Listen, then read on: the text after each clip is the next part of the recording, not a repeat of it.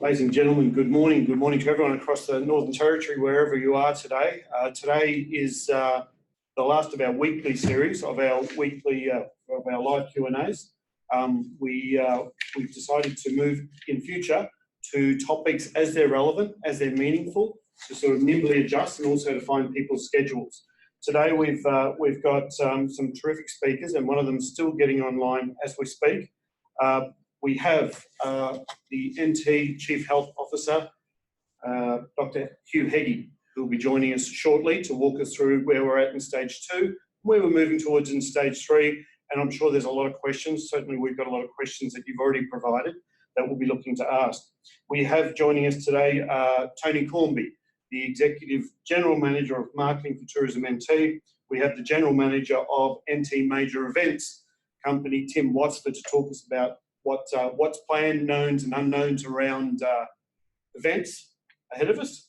And of course, we are grateful to have yet again Michael Bridge, Chair of Tourism NT, join us. And for all of our members, Tourism Top 10 today, represented of course again by Michael Scott.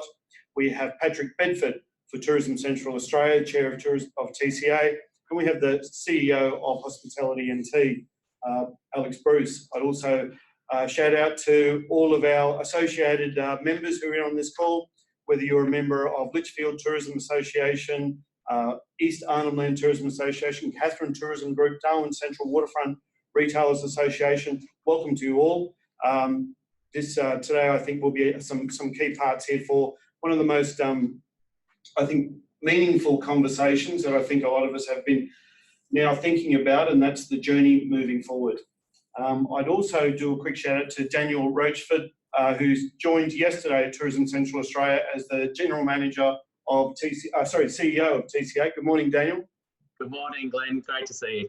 Yeah, good. Welcome, and welcome to the Territory, and welcome to the Territory Tourism family. Thank you so much. Really looking forward to it. Thanks. Okay, so today we've got a couple of apologies. Unfortunately, unable to join us this morning, Honourable Lauren Mossmans for Tourism, Sport and Culture.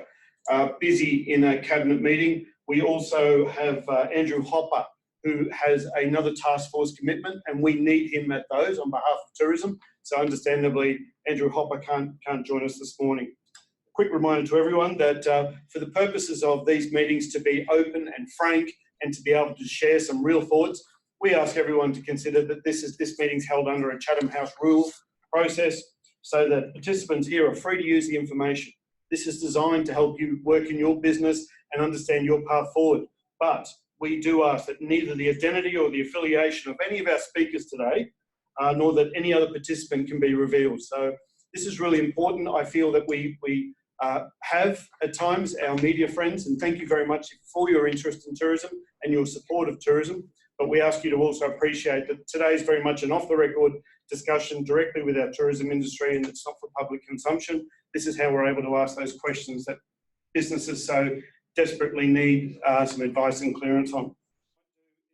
For a quick update, as part of our weekly update as to what's happening at a territory level, to the Chair of Tourism NT, Michael Bridge. What's happened in your last week in relation to, I know a lot. You've had a Tourism NT board meeting last week. You've had the Tourism Task Force meeting. You've been communicating back and forth with the ministers and the Chief Minister's Office.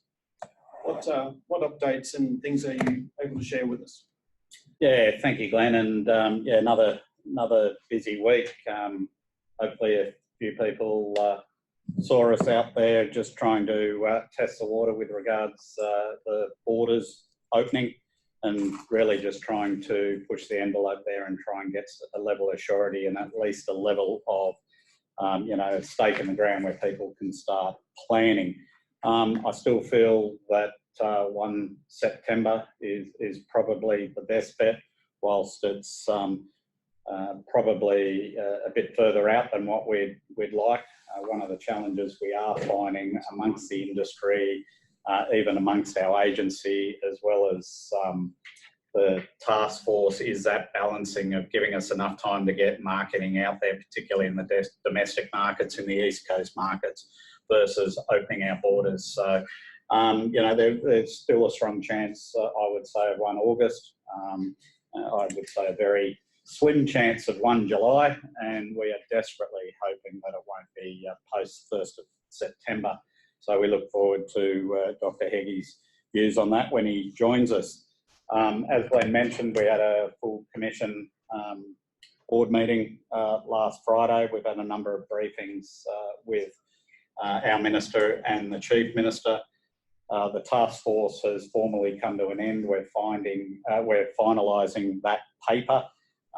It's basically finished now. We're putting a few touches to that. We're hoping to get that early this week to the Chief Minister. However, there is Cabinet today, as Glenn mentioned. And we've got the full task force presenting that to the Chief Minister on Friday afternoon. Probably I've touched through a number of those findings and the trends, if you like, that are coming out of that. Just a few developing ones and ones that we've really strengthened is that with regards to the borders, there's a strong opinion that we need to align our border openings with other states where we can. We do believe that there is built up demand on the East Coast waiting to travel. I warn everybody that we believe that predominantly is local intra-state travel. You know, there's not going to be this massive domestic boom from day one. We hope there certainly is as we get the marketing out and you know, people start to get a bit more comfortable travelling around the place. But if that initial impetus is restricted by our borders, but people can find their way into North Queensland or the Kimberley or whatever, it won't do our tourism industry any good. So that's something we're really pushing home strongly. I think I've spoken through most of the other things other than we're going to really strengthen our position on what the federal government can do for us here. Obviously, they manage two of our major icons in Kakadu and Uluru. We believe there needs to be, well, certainly Tourism NT and more broadly the Northern Territory Government have had a long-term strategic roads plan for about 4 years. We continue to update and we feed that into the broader Northern Territory Government agenda with regards to what roads, bridges and the like get actioned, upgraded, expanded, etc. So we're going to really put that upon the feds to take that on board and start investing heavily into some of those roads. Obviously, the Outer Mereenie Loop's an obvious one to Central Australia. There's starting to be quite a heavy push towards an Arnhem Land road, basically extending from Katherine out to Nhulunbuy and potentially a higher loop back over the top of Arnhem Land back to Darwin. We also believe in years gone past, there's been tourism demand driver funding out of the federal government towards tourism industries nationally. In more recent years, that's been taken over by Northern Territory grant funding specifically, but we see there being a great opportunity for some of that to be delivered. That was the old TDIF funding. So that's about it. Everything else I've touched on. I'm happy to answer any questions and go through any of the more specifics, but there's other more important people which I'm sure you'd like to hear from this morning. Thank you, Michael. Your briefings are all so comprehensive, it's very hard to have questions on the other side of that. But thank you very much, and thanks for your continued support of this weekly series. It's been terrific to have you here. I might just see, I think we have Dr. Hugh Heggie now available online. Dr. Hugh, are you there with us this morning? Yes, can you hear me? Yes, we can hear you. Yeah, and thank you. So I had trouble with the camera, but I've been listening to the conversation thus far. So thanks for the opportunity to hear and share. Thank you, Dr. Hugh. Thanks for joining us. You're joining 125 plus businesses across the Northern Territory this morning, predominantly tourism, hospitality and retail. We are very much affected by this, as you very well know. And firstly, I'd like to say is thank you for your guidance, your leadership, your support of Territorians throughout this time. I've had a lot of interaction with your staff and they've been terrific to deal with in trying to understand what this means in terms of protecting health, but also with a good view to commercial viability amongst a lot of business. So thank you for that. We are at stage 2 now of the 3-step process. Could you give us an insight, Dr. Hughes, what that means from a tourism perspective and what we can expect moving forward? Thank you. So the first thing is we agreed at the National Committee, which I represent the Northern Territory, the Australian Health Protection Principal Committee, that we would try a staged approach to return to the new normal. And part of that is the activities and the businesses and the services that would actually come online as we go forward. And it was based primarily about risk of COVID, and that we don't have any known COVID in the Northern Territory, and that's unique, and that certainly we're in a bubble, and Australia is in a unique position. The challenge for other jurisdictions is when they've got some cases or outbreaks or community transmission, and that's what we're seeing currently, is that if they opened up everything all at one time, it would be very difficult to potentially contain the virus spread or actually track it and find out the contacts of people.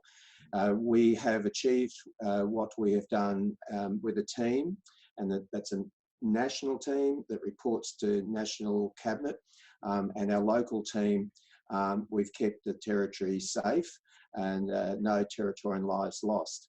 So this stage, if I could say that I've taken a different approach than my colleagues in 2 ways. The first one is I've returned to what we started many months ago at the beginning of the year around principles, and rather than numbers. And you can see the numbers appearing in other jurisdictions, and that's really challenging for business. And I've been a business owner in my past life, and to open up a business for 10 people at a time when it has occupancy of potentially hundreds is really challenging. And the biggest challenge we have now, apart from containing the virus and suppressing it, is actually to address the unemployment and the businesses that aren't running. So we're moving through this stage differently than the jurisdictions. So this is the second difference. We're taking a 2-week cycle to do this, which is 1 replication of the virus. Other jurisdictions are taking 4 weeks because that's 2 replications of around 14 days, so that they can monitor the numbers. And when I talk about the numbers in at least 2 other jurisdictions, New South Wales and Victoria, where they have got some community transmission, it's very localised in suburbs of Melbourne and Sydney. It's not spread beyond that. So we're in a unique situation where we can start earlier, go faster, but we also need to prepare our businesses and patrons for if we actually have cases here or community transmission, we need to have things in place. And importantly, our intensive care capability and retrieval service, and our tracking and tracing public health team. So the businesses that have got started so far, they've managed, I think, well. I'd say 99% of them have managed the principle of distancing, hand hygiene, and the stay at home if you're unwell. I think that as we go to more complex businesses and bigger businesses and activities, it's really the same principles of how a business can run a tourist activity, an entertainment event.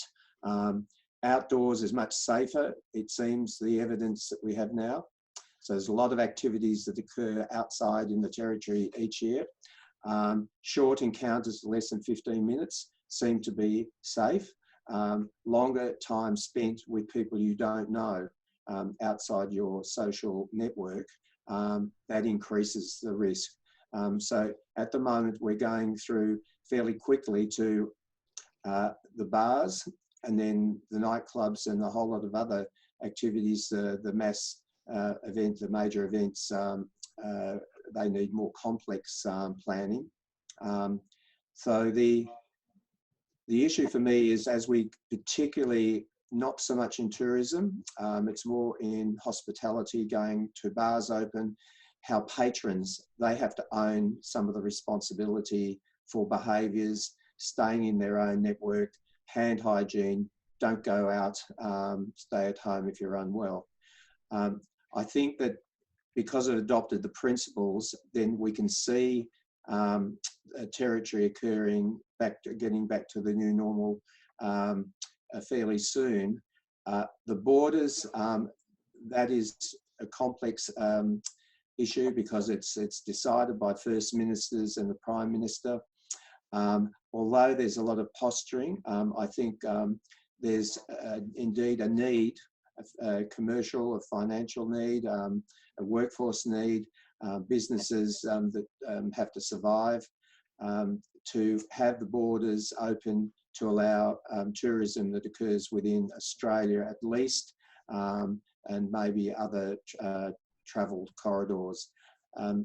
It is true that the National Cabinet meets every week, and at each meeting they will discuss things like borders, and I guess we're in environments where the jurisdictional First Ministers are making statements about their keeping the borders closed, but I think I believe we will see a potential change before that September date, and I think that would serve the businesses in the territory well, because there needs to be some preparation and planning and certainty. We can't sort of start something that we have to roll back. So I've probably said enough. I'm happy to take any comments or questions though. Oh yeah, one of the things that I think a lot of our businesses, be they hospitality, tourism, retail, have been two concerns. One of those is they want to get it right. They want to get it right for their staff, for their customers, for the community. They don't want to get this wrong. So how do we deal with that? And equally, they want to comply with your with Department of Health's views on how that they can operate in this environment safely. I think there's two parts, and one of them you touched on there is about our customers taking responsibility for it, and what kind of suggested activities that businesses can apply in their business to help that process. And then secondly, the question of the distancing in stage 3, we're seeing some change in principles, and I know that a lot of people in tourism are a little still confused around the 1.5.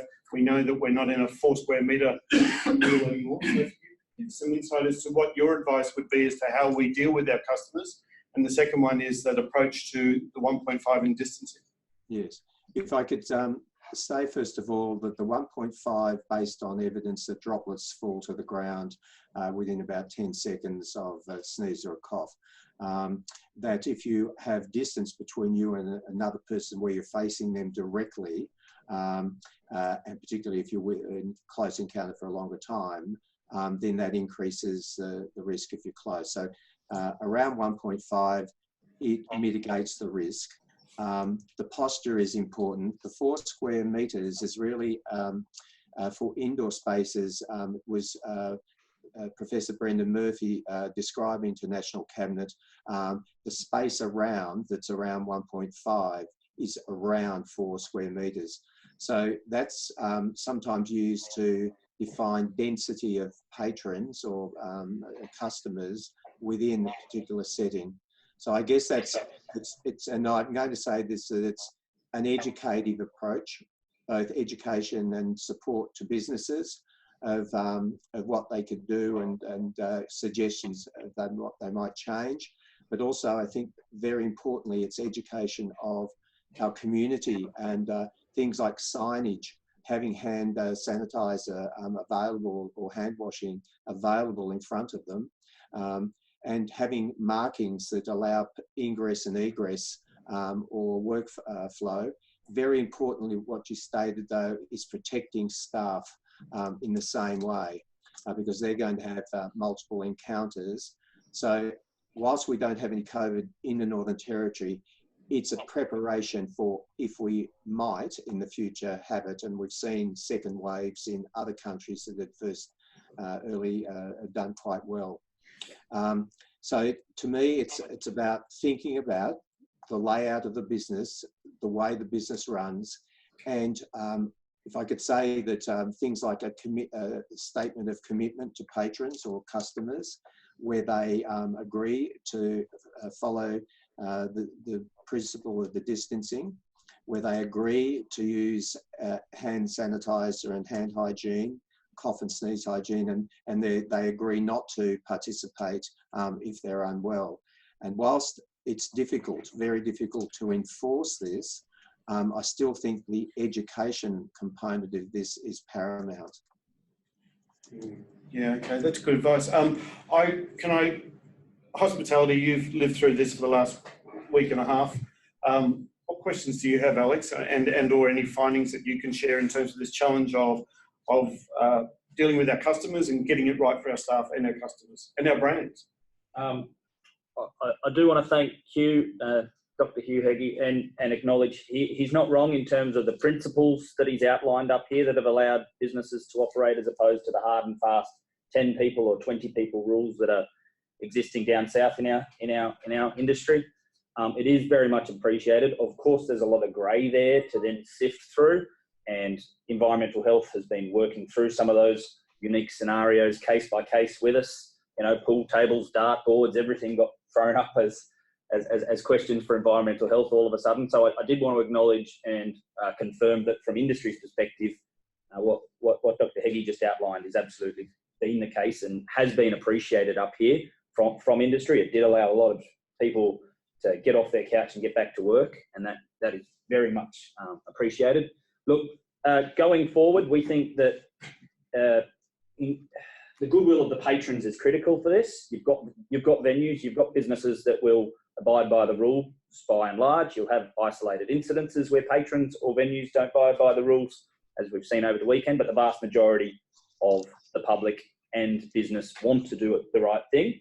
They know how incredibly fortunate we are. So I would say that going forward, there is growing concern that patrons' desire to adhere to some of the more restrictive things until we get to the 5th of June and even beyond will be challenged whilst there is no public date about borders being opened. It's this juxtaposition we find ourselves in where people think that if there's no coronavirus up here and the borders are closed off into the never never, then why do I still have to behave this certain way? So we are keen to see the date, whatever is appropriate for the government to recommend in that regard, because we think that will potentially assist us and other businesses reopening in stage 3 and beyond in encouraging patrons to adhere to the rules. Yeah. Okay. If I could add to that, unfortunately, I do have a media thing to go to.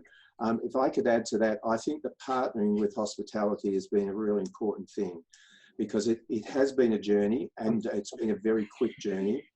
I do worry deeply about some of the other jurisdictions and how long they're going to take. But if I said that it's not that there will need to be no cases in Australia, including the Northern Territory, it's about how we can identify them and their contacts. And there might be very much so a willingness to travel across borders, but for certain, it might require a statement like a border control card that says, have you been to this particular area of Melbourne in the last 28 days or similar? And if you haven't, then you're able to travel freely. I really do think that there's going to be a willingness with First Ministers to make this happen earlier, sooner rather than later. But I just want to thank Alex and Hospitality for the way they've dealt with this, the complexity, and I think his shared learnings are really important for other industries because it's the same principles. Thank you, Dr. Hugh. Do we have time for one more question or a couple more questions? I'd like to throw to Chair of Tourism Central Australia, Patrick Bedford. I suppose the biggest question is going to be, and we're having a meeting about it next week, but buses and tour companies, same as airplanes, and they're just seeing their look around boats. Having that social distancing on a boat, like you've mentioned earlier, was you can't have people at 1.5 meters apart on a bus when you normally carry 20 people and expect to make profit off of 10 people on there. So that is a consideration. I think if airlines are going to be going down the route of, not really having that social distancing, I think tour operators will have to actually be sustainable and profitable in the future. Could I answer that? Because we did discuss this with hospitality as well, about posture is important. That is, if you are faced not directly at the person, that mitigates the risk. And static environments where you aren't mixing with others, particularly if you're mixing your social network who you would presume are not unwell, rather than strangers, that would mitigate the risk. And also, it may be that those people who are concerned could be offered a mask. That would be a reasonable thing if they were seated on a bus or on a plane. I think they're all good principles, and if people are in a group that know one another, maybe there's no need for doing any of the above, except hand hygiene is a strong principle. And also, again, if people are unwell, they shouldn't go and do activities out in the public. But I think that all of those things are important but achievable. Thanks for that. Thank you, Dr. Hugh. Mike Scott, Chair of Tourism Top End. I think just going back to one of Alex's points with regards to, and also Dr. Heggie's, with the principle of patrons taking their own responsibility. And I know in the guidelines that the social distancing within groups of 10 in hospitality was placed on the patrons. But I think in the very, very few cases that we've seen that haven't gone well, it really needs to be the venue that is actually setting the pace.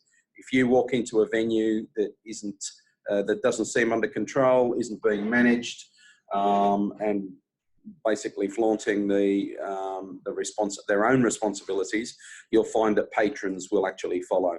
So I think that's one of the key issues with any venue that has gone rogue. And can I support that? I think that's a really important statement, that whilst we don't have any COVID here, if the borders open, there may be risk of, and I think you're right. And that's why I think for me, education of the community, including media, through media and various channels of media is important. Signage is important. Even things like if there was a bar that had normally a lot of standing persons, just putting some seating in would actually then reduce the risk of people hanging around in a particular place, and people could sit with their friends and family and not hang around in groups. But you can't, I'll say this, you can't mitigate stupid, and we've seen some pretty things internationally that worry me. But no, I think our team, particularly our environmental health team, can provide advice and support around all of this. But I think signage is a really important one, and kindly informing people what their responsibility is another one. Dr. Hugh, we had a cracking meeting with your environmental health team last week, both Tracy Wood and Josh Heath, and we met with over 20 tour operators out of the depot, AET Kingswood depot at Winnelly. And the concept of social cohorts was a key to this, and the ability to be able to trace. Social cohorts is a bit of a challenging, or social bubbles. Do you have any easy tips for us as to how we can think about that in order to reduce the risk to anyone, certainly community? I think the principle is that if you mix in family members, friends, people you work with, people you socialise with, neighbours, that decreases the risk rather than mixing with people that you don't know. I think the app is a useful tool to contact tracing. We can't mandate it, but certainly it would be advisable, particularly in crowded environments. And also, testing, I'm going to say, is fraught with difficulties. So unlike football clubs who think that doing a test will make it safe, that may not be the case. But I really do think that Australia can go into its own bubble and mitigate risk because we have very small pockets of cases at the moment, and we all need to be vigilant, again, using the principles. Now, I'm sorry, I do actually have to go. The media have been waiting, if that's all right. We greatly appreciate your time this morning. Thank you very much for sharing those insights. Your team's been terrific, and we have a lot more information to disseminate. Thank you very much, Dr. Hughey. Okay. There are a lot of parts that we don't get to cover, of course, in 30 minutes conversation. We did have a meeting last week with, like I said, compliance and head of compliance and head of policy with over 20 tour operators out of Winnelly, and that was it was a terrific meeting in understanding this notion of facing forward and that social distancing inside a bus. Once you've formed that social cohort, that social bubble, you've identified where people are from, and also that people have understood their responsibilities before joining your tour, joining your business. What was key to this to enable both them taking care of themselves and also agreed from a traceability point of view. So this question of privacy and data and where is the fine line between what can we ask and not ask. The onus isn't 100% on businesses, but certainly it's back with the customers. And I would leave a line that was discussed at the time, that businesses should feel confident that once their safety plan checklist has been lodged, they will be supported to meet requirements. It is reasonable that some businesses may need to adjust processes as we all will work through the best way to achieve the new normal. And that's been obvious, I think, in the hospitality sector. We've seen it's 1, 2, 3 strikes, and those very much those first and second approach is an opportunity for businesses to adjust, to understand, and then also to review. And what was very clear from the health people was they're seeing the reality of operating commercially for the first time for many of them, and they're having to think this and put that back through the lens of the 3 principles, and then work with our business operators. So I think that we can take some heart that certainly it's not you're wrong, therefore you get a fine. Yeah, if you're operating outside of those procedures and you haven't shown any regard, they're going to be pretty quick to move. But I think absolutely across tourism, hospitality and retail, 99.9% of us care so much because we're all in the people business. Okay, so with that, and there'll be some more information, there is probably one thing that I would like to bring to everyone's attention, because part of this is how do I plan for going forward. Last night we released part of a national framework that's been developed with the Australian Tourism Industry Council, and this is to help develop your risk assessment program and or your risk management program in moving forward. Because as a territory that proudly sits at 0, it's inevitable once that data border is opening that we can expect, and we've got to prepare that we go and we have cases arrive. And how do we work to protect our staff, our customers, our business, and also our community from that. So that's been released. It takes about 1 to 2 hours. If you're already an accredited business or a star-rated business, a lot of that information will be shortcut for you. And if you're accommodation, you don't need to fill out the accommodation section. So it self-organises what kind of business you are through a simple Q&A. So I put that up front there and recommend that to everybody who is looking for a risk management plan for their own business. It's really important. And thank you, Valerie. If everyone saw on that chat, you'll see scrolled up on the chat, there was a question asked around the COVID-19 safety plan. Do we need to complete it? From every association represented on this chat, the answer is a resounding yes, you do. And Valerie Smith from Tourism NT's kindly put the link up on there. If you haven't done that, then highly recommend it. In the interest of time, let's move forward. We know that this is a really tough time. We know that 20% of our business last year was international, but we also know that the big majority of that was interstate. They're 2 markets we don't have across our 3 sectors at the moment. So in order to do the best we can to stimulate that, Tourism NT have put together a local marketing campaign with contribution from the RTOs, both in input and also financial in that. So it's a collective approach to stimulate some business at a local level. To walk us through that it's time to be a Territorian, I'd like to give the floor now to Tony Cornby to walk us through the concept and how you can get involved. Thanks, Glenn. Okay, so in preparation of the biosecurity areas, the restrictions being removed on the 5th of June, in partnership with Tourism Top End and Tourism Central Australia, can you put on the visuals for us, Steve? We've launched a campaign, and that went live on Sunday. Now, this campaign has been specifically designed to get the customers out of their homes, into the regions, into businesses, and support local tourism businesses. So the name of the campaign is Time to be a Territorian. So the messaging is all about encouraging Territorians to do what Territorians do, which is get out, support their neighbours, support their friends, support local businesses. That's the key. Territorians are immensely proud of being a Territorian, and they're great at doing this. They're great at getting out into the regions. They're great at supporting everybody. So this is what we're asking them to do now.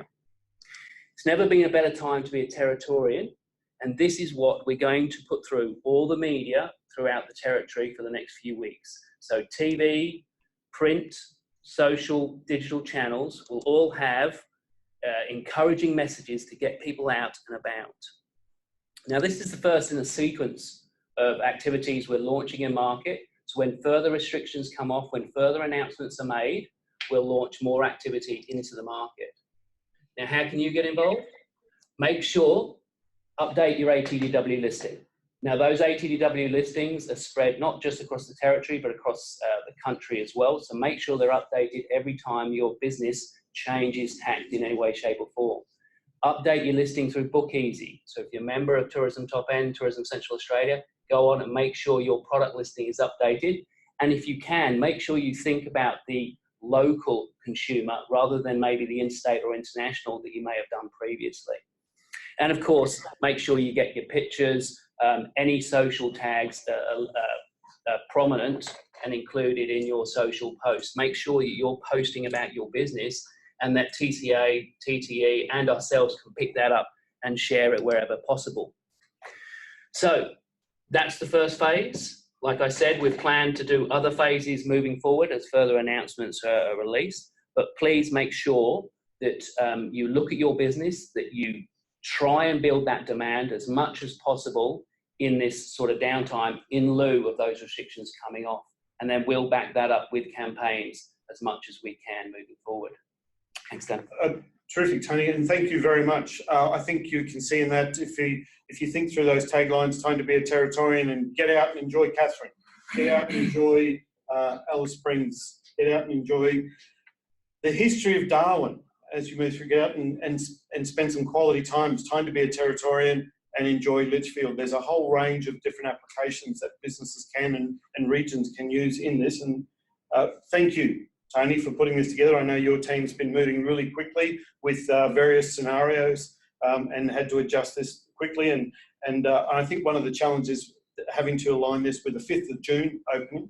One of the things that I would take the opportunity on that 5th of June, that we had advice this morning that that Parks Australia won't be opening either Kakadu or Uluru until the 18th of June. Certainly that's the case for Kakadu. I probably should say I haven't got that confirmed for Uluru Katajuda, but for Kakadu National Park, it won't be to the 18th, and they're out and about doing some media to talk about that today. So they've still got to talk more with their board of management and NLC to do that. So I know that the guys out in Kakadu, our tourism businesses out there are doing it really tough at the moment and need as much lead time as they can possibly get. So, and this campaign hopefully will be softening up the market for that. Tony, what are some ways that businesses can get involved and really embrace this to support it? Well, every business has got a consumer database. Hopefully they've got a local consumer database that they can contact, and that's what you really got to tap into.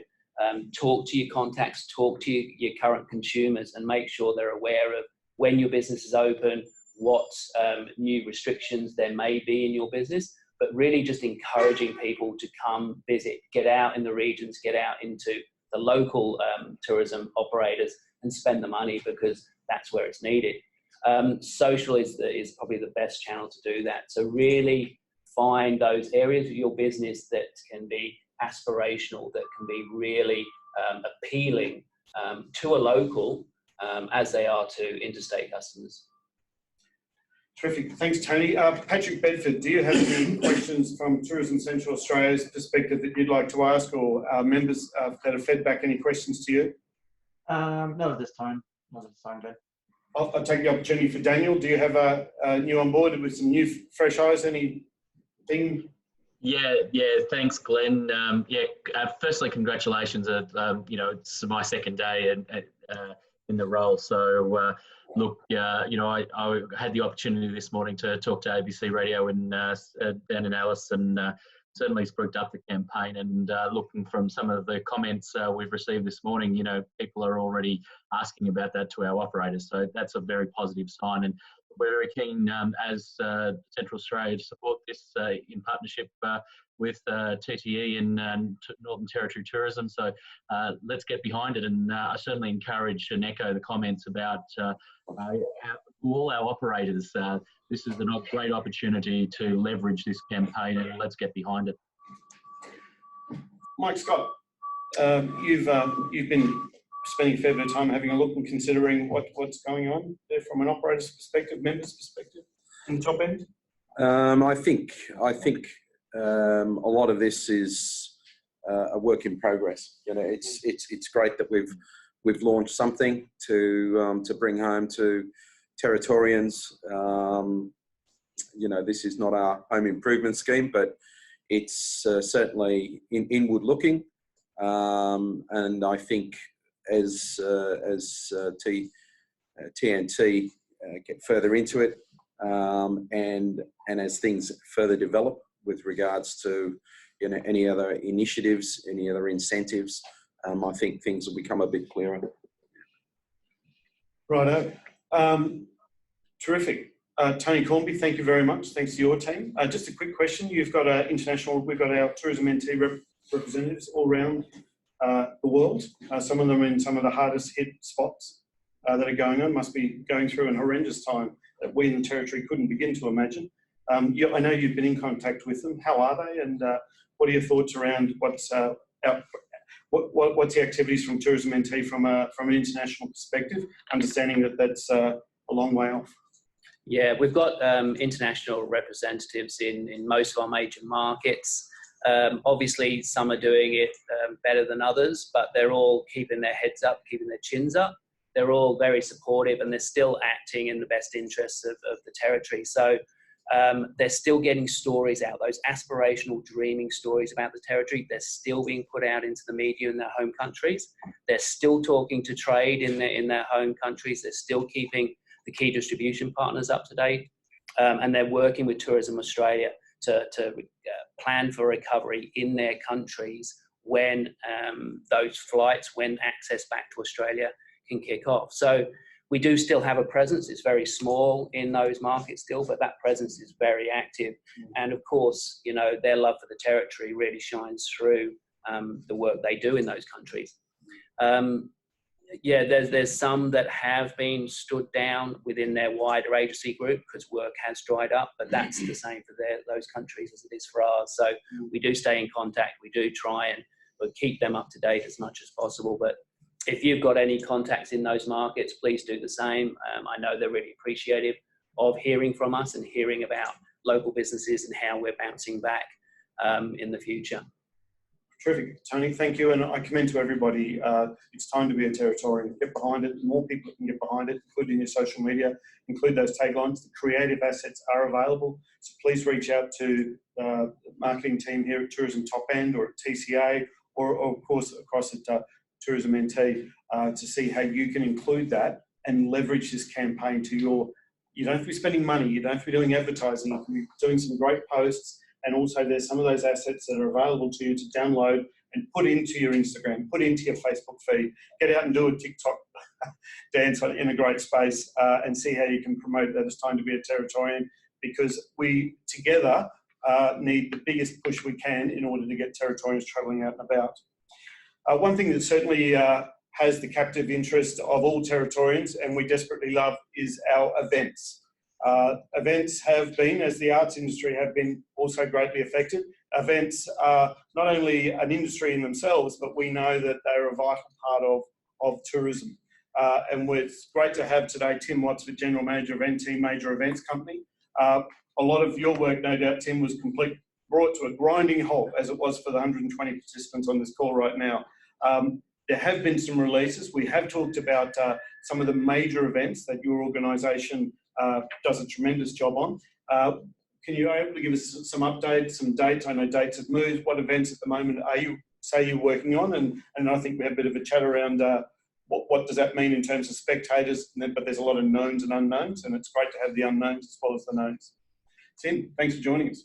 Thanks, Glenn. And echoing probably Hugh's words earlier on around mass gatherings are probably the most complex area to now navigate. That being said, our work with Dr. Hugh and his deputy, Dr. Dye, have been great, and it's giving us some optimistic outlook standards, I guess we could say, and something to work towards for the back end of this year. As you said, Glenn, the industry's effectively been decimated, which is tough to watch from not only within the territory but from across Australia. So I think some key updates that I think most of you may have seen in the press over the past couple of weeks has been the potential move of dates of supercars from mid-July through to the 8th and 9th of August now. I say potential as we've got a bit of work to do. Supercars in particular have to provide a COVID-safe plan to the NT Health for approval prior to the team's officials coming in. There's approximately 450 to 500 people that make up the supercars contingent alone, excluding support categories. So there's plenty of people here. The reason why I'm quite optimistic on that occurring is we have spoken with the health experts from supercars as well as our guys here with Dr. Hugh and Dr. Dye, and there's light at the end of the tunnel. So we've got a bit of a line in the sand date, which is roughly the 19th of June, which is approximately 6 weeks out from that date, be it 8th and 9th of August, to when we hopefully have that plan locked away and we can start really pinning the ears back, so to speak, and going for that date of the 8th and 9th.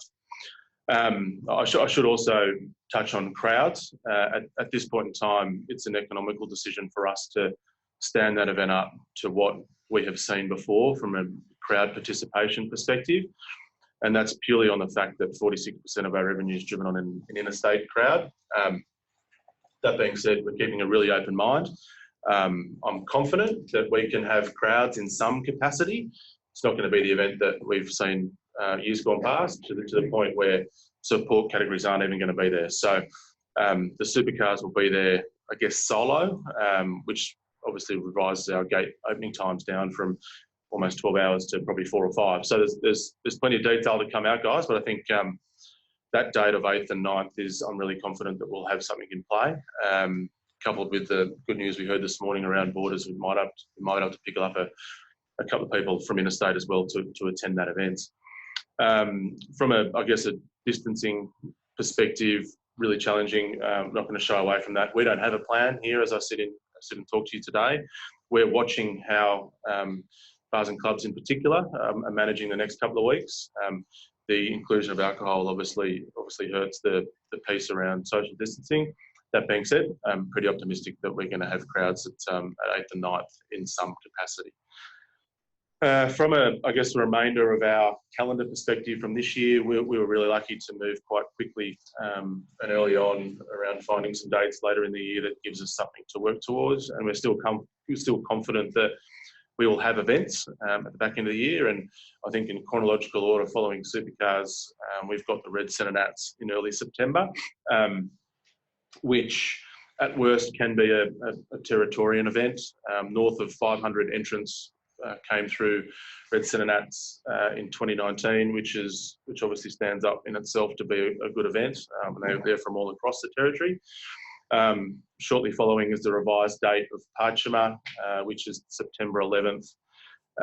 We're still working on a lot of scenarios around Masters. That's a really challenging event to navigate at this point in time. I can't give a direct answer as I sit here at this point, but I guess the ageing demographic coupled with interstate borders, which once again make up north of 50% of that event, does make it hard to stack up economically. Based in the Grass, revised date now of 31 October. I guess Chatham House rules, that is a really big event that if we can get off for the top end this year will probably be the only music festival this side of Christmas from an industry perspective. Once again, incredible amount of challenges, people getting up hot and sweaty with each other, in particular in October. So social distancing is going to be a challenging one to maintain. I'll also state that that's at the 31st of October and there's plenty of water to go on a bridge between now and then. So we're working really hard, and I guess for these four walls, we had some pretty good interest. That could be an event that sees some very significant artists travel to the top end at the back end of the year. So expect some interest around that. From events that effectively fund or help out AFL, we're still optimistic that we're going to be hosting premiership matches in Darwin and Alice Springs this year. For those that don't know, the draw is being released in 4 to 6 week blocks, and they can run all the way up to November. So we're quite optimistic that we'll see our scheduled games be placed there at some stage. Obviously some challenges there from a draw perspective. And Darwin Festival, loosely spoken to, I guess, in the media of recent weeks, they're confident that they'll have, I guess, attendances in some capacity. They're very early on in their planning, and they're in contact with health around what those plans can look like. So that's kind of us in a nutshell. I think from a broader funded events perspective, for those that don't know, we take the lion's share of community events and festivals from across the territory. We've worked through possibly 80% of them now, with the lion's share of that being deferred into 2021, which we all can see. There's a few events now that we're coming back onto the radar. Darwin Beer Can, Regatta, Plenty, etc. Still want to try and make a go of it in some capacity with the revised restrictions or principles being in place that they can work towards. So I think there's a little bit of information for you there today. Still very, very fluid. We are keeping an incredibly open mind. My persona is to try and take a little bit of risk with this, noting kind of how quick we're coming out of it. So where we can make some events happen and bring some people to the territory in the back end of the year, we'll do every attempt to do that. Thanks, Tim. I would like to just remind everyone that in order to get this information, to give us a sense of what's happening, that we have convened these meetings under Chatham House rules. So for anyone there who was thinking, I've just heard a date about a potential music event in Darwin, that's what they are. They're dates, they're not announcements, they're not for public consumption, but it is a terrific opportunity for us as a tourism, hospitality and retail sector to get a real insight as to what's happening here. Tim, thanks a lot. I think one of the things you mentioned also, and we know that events can be a great yardstick for communities to look forward to, and there's been a couple of events that, whilst we have our major events, which we adore, and we hope can, conditions all right, bring business, there is events that were on the radar. Litchfield is a great example, and they had this concept, which I think they came to around Feastable. How should they be thinking about something like that? Is it too late to be planning for this year or early next year? Is it something that if someone's got this concept they've been working on for a while, they can approach NT major events and have a bit of a yarn with you as to what they should be thinking about? Yeah, absolutely, Glenn. I think I probably should state that we're housing, I guess, a hotline which is quite broad now from across the territory. We're happy to work with any provider within industry, whether that's looking at what this year looks like with them or looking into how we can potentially fund events into next year. For those that don't know, the traditional April window of event and grant funding that was expected to take place this year has been postponed for obviously COVID circumstances. But I encourage everyone to call NTMEC if you'd like a hand in trying to work through or speak to someone within health as well. We're kind of the front door in that respect. Look, in principle, if the principles that have been released and are being released into June can be adhered to, in particular around social distancing and the outdoor piece, which you mentioned before, seems to be a little bit easier to navigate. We're encouraging people to get out. Unfortunately, most events, if not all events, are so thinly capitalised here in the territory that a dent on their revenue through patronism, whether it be interstate visitation or local perspective, has hurt the events this year, and that's probably the reason why they've moved into 2021.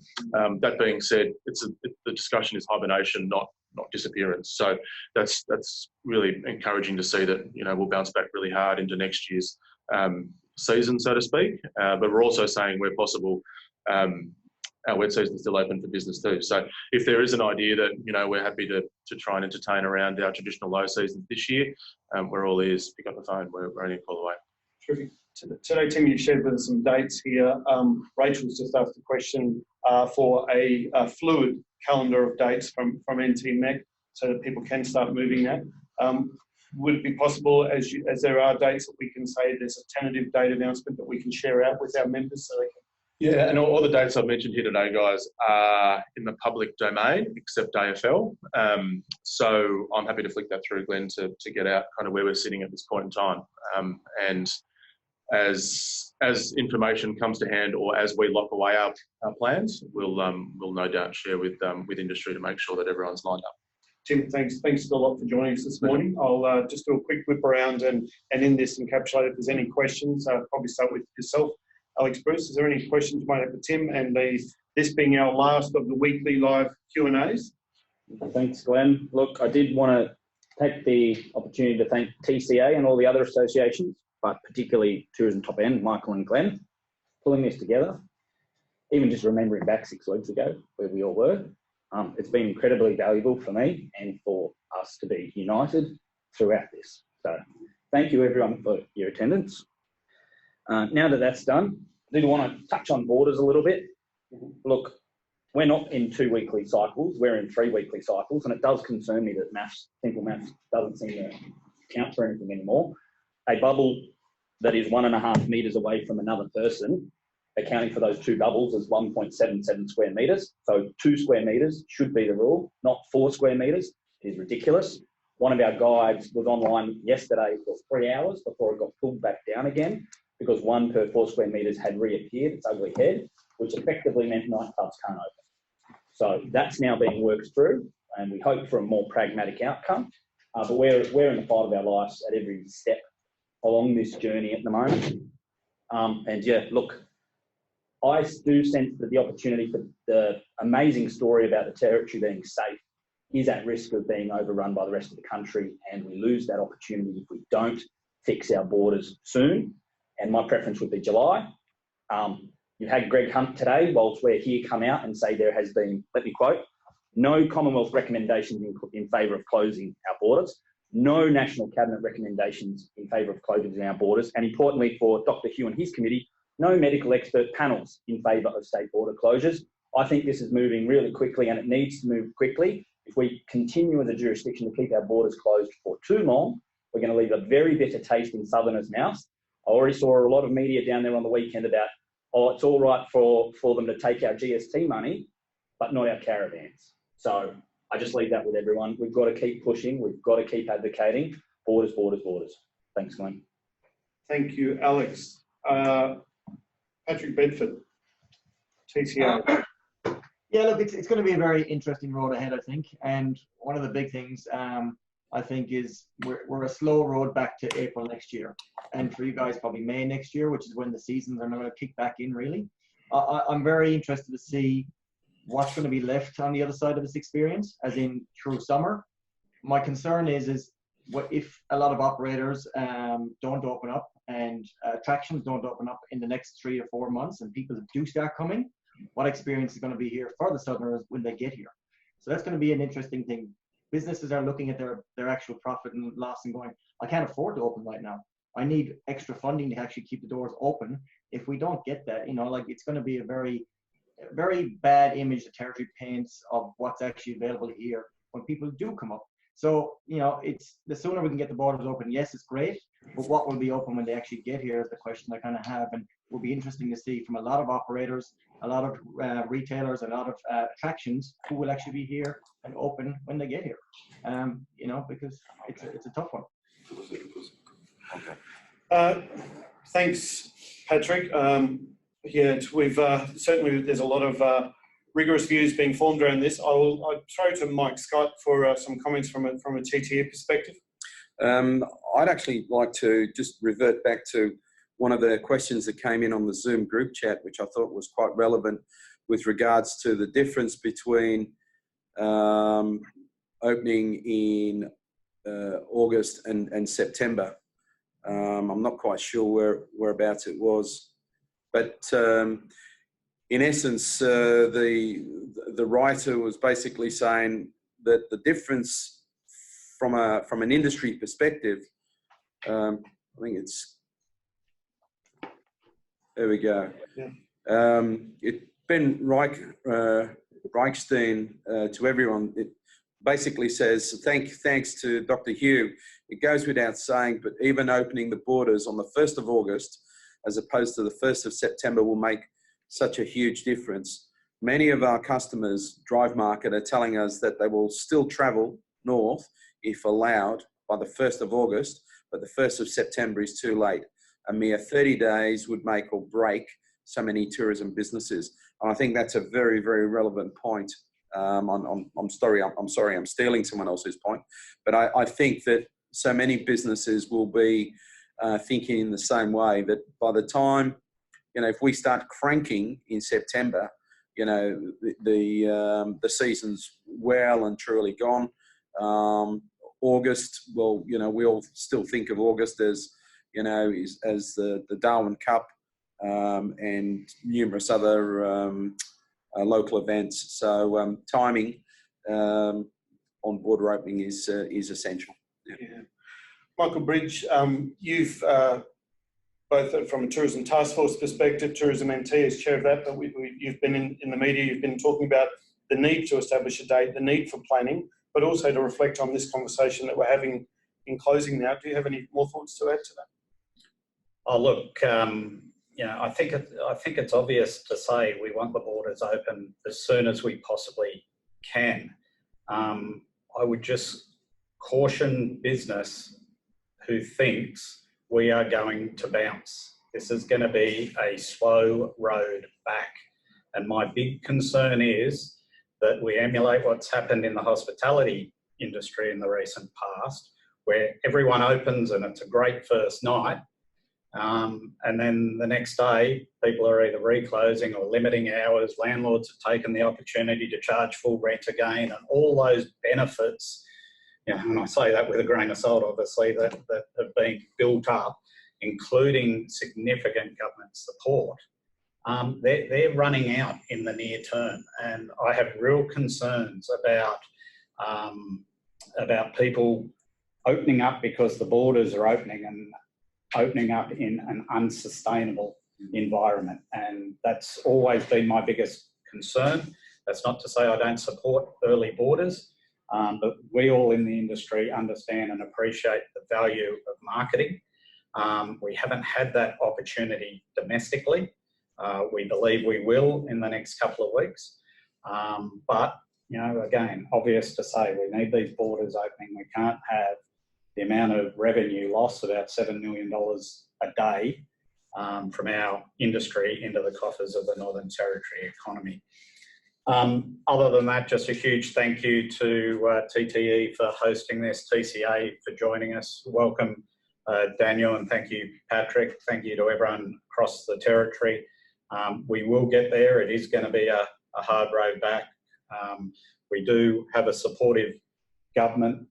We have very energised opposition at the moment. I think the one small saving grace out of this entire COVID experience has been that people now value the impact that tourism has right across the Northern Territory, and not just directly to the tourism industry. So I think it plays well for the future.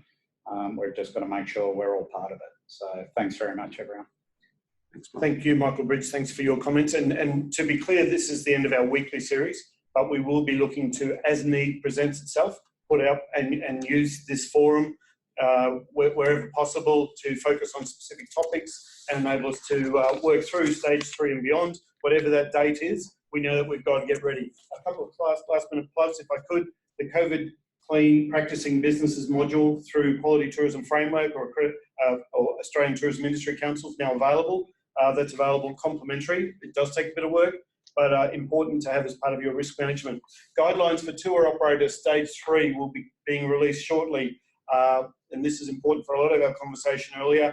We've seen those learnings, and that's been developed as to how that fits into the context of tour vehicles, and it applies no doubt to vessels and to aircraft as well. I also would give a plug to the Power Up series that's happening between the RTOs and Tourism NT, which this week I understand we're talking about Google. So some terrific ways to think about your business now that we're in recommencement mode. So thank you to everybody. And your representatives for your associations, we're here to help. We're grateful for the great support that Tourism NT has been giving throughout this process, and undoubtedly will give forward. So thank you very much, and we'll be in touch again soon. Thank you, everybody.